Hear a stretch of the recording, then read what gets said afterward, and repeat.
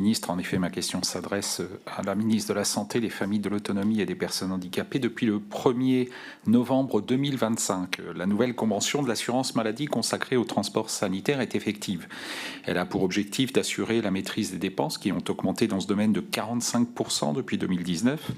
Nous partageons évidemment tous l'objectif de préserver l'équilibre de notre système de solidarité nationale, mais cette réforme soulève des inquiétudes légitimes de la part des professionnels, notamment dans les territoires ruraux comme le Loir-et-Cher, où j'ai eu l'occasion de rencontrer à plusieurs reprises ces professionnels.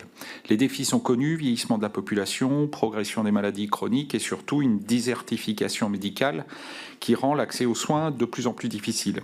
Ces défis engagent à revoir les pratiques, comme j'ai eu l'occasion de le dire aux représentants syndicaux de mon département. Néanmoins, cette réforme bouleverse profondément leur profession et nous devons entendre leurs difficultés qui, in fine, fragiliseront les accès aux soins pour les usagers et les malades.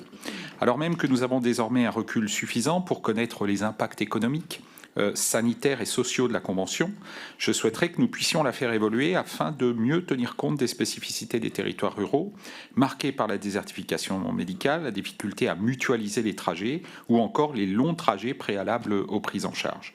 Ne serait-il pas temps, par exemple, d'envisager un forfait territoires ruraux sur le modèle du forfait grande ville qui existe aujourd'hui ? Monsieur le ministre, une réunion d'étape devait se tenir au printemps entre la CPAM et les syndicats. Je crois qu'elle devait se tenir hier même. Quelles sont les premières conclusions ? Quelles mesures concrètes envisage-t-on pour garantir une application juste de cette réforme sans aggraver les inégalités territoriales et sans induire une fermeture d'un certain nombre d'entreprises de transport sanitaire ? Je vous remercie. La parole est à Monsieur le ministre du Travail et des Solidarités.